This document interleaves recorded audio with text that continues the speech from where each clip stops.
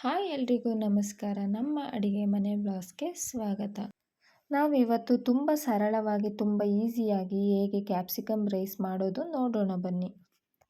ಮೊದಲಿಗೆ ಒಂದು ಬಾಣಲಿಗೆ 4-5 ಚಮಚ ಎಣ್ಣೆ ಹಾಕಿ, ಎಣ್ಣೆ ಕಾದ ನಂತರ ಸಾಸಿವೆ, ಜೀರಿಗೆ, ಕಡಲೆಬೇಳೆ, ಉದ್ದಿನಬೇಳೆ ಎಲ್ಲವನ್ನು ಸೇರಿಸಿ ನೆಕ್ಸ್ಟ್ ನಾವು ಒಂದು ಮೀಡಿಯಂ ಸೈಜಲ್ಲಿರೋ ಈರುಳ್ಳಿನ ಸಹ ಸೇರಿಸ್ಕೊತಿದ್ದೀವಿ. ನಾವು ನೆಕ್ಸ್ಟ್ ಅದಕ್ಕೆ ಕರ್ಬೇವಿನ ಸೊಪ್ಪು ಆ್ಯಡ್ ಮಾಡ್ಕೊತಿದ್ದೀವಿ. ನಾವು ಈರುಳ್ಳಿ ಹಾಕಿದ್ಮೇಲೆ ಕರ್ಬೇವಿನ ಸೊಪ್ಪು ಹಾಕೋದ್ರಿಂದ ಕರ್ಬೇವಿನ ಸೊಪ್ಪಿನ ಫ್ಲೇವರ್ ತುಂಬ ಚೆನ್ನಾಗಿರುತ್ತೆ.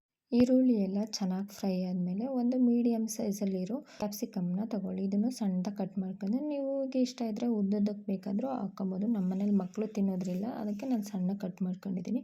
ಇದು ಎಲ್ಲ ಚೆನ್ನಾಗಿ ಫ್ರೈ ಆದಮೇಲೆ ಒಂದು ಟೊಮೊಟೊನ ತಗೊಂಡಿದ್ದೀನಿ. ಟೊಮೊಟೊನ ಸಹ ಸೇರಿಸಿ ಚೆನ್ನಾಗಿ ಮಿಕ್ಸ್ ಮಾಡ್ಕೊಳ್ಳಿ. ಎಲ್ಲ ಚೆನ್ನಾಗಿ ನೀರು ಬಿಡಬೇಕು ಟೊಮೊಟೊದು, ಅಲ್ಲಿವರೆಗೆ ಚೆನ್ನಾಗಿ ಬೇಯಿಸ್ಕೊಳ್ಳಿ.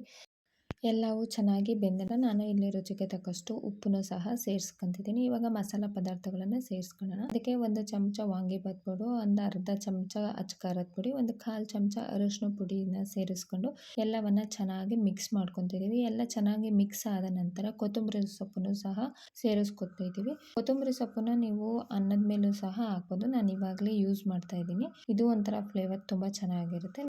ನಾವಿಲ್ಲಿ ನೆಕ್ಸ್ಟ್ ಅನ್ನನ ಆ್ಯಡ್ ಮಾಡೋಣ. ಅನ್ನ ತುಂಬ ಬಿಸಿಯಾಗಿರೋದನ್ನು ಹಾಕಿ ಮಿಕ್ಸ್ ಮಾಡಬೇಡಿ. ಸ್ವಲ್ಪ ತಣ್ಣಗಾದ್ಮೇಲೆ ಮಿಕ್ಸ್ ಮಾಡ್ಕೊಳ್ಳಿ, ಆವಾಗ ತುಂಬ ಚೆನ್ನಾಗಿ ಹೊಂದ್ಕೊಳ್ಳುತ್ತೆ. ನೋಡಿ ಇವಾಗ ಎಷ್ಟು ಚೆನ್ನಾಗಿ ಮಿಕ್ಸ್ ಆಗ್ತಿದೆ ಅಂತ. ಇದನ್ನು 5 ನಿಮಿಷದಲ್ಲಿ ರೆಡಿ ಮಾಡ್ಬೋದು. ಈ ರೆಸಿಪಿನ ನೀವು ಸಹ ಟ್ರೈ ಮಾಡಿ. ಮಕ್ಕಳು ಲಂಚ್ ಬಾಕ್ಸಿಗಂತೂ ತುಂಬ ಚೆನ್ನಾಗಿರುತ್ತೆ. ದೊಡ್ಡವರಿಗೂ ಸಹ ತುಂಬ ಇಷ್ಟ ಆಗ್ತಿದೆ. ಯಾರೆಲ್ಲ ನಮ್ಮ ಚಾನಲ್ನ ಸಬ್ಸ್ಕ್ರೈಬ್ ಮಾಡದೆ ನೋಡ್ತಿದ್ದೀರಾ, ಪ್ಲೀಸ್ ಸಬ್ಸ್ಕ್ರೈಬ್ ಮಾಡ್ಕೊಳ್ಳಿ. ಈ ವಿಡಿಯೋ ಏನಾದರೂ ಇಷ್ಟ ಆಗಿದ್ರೆ ಲೈಕ್ ಮಾಡಿ, ಶೇರ್ ಮಾಡಿ, ಕಮೆಂಟ್ ಮಾಡಿ ತಿಳಿಸಿ.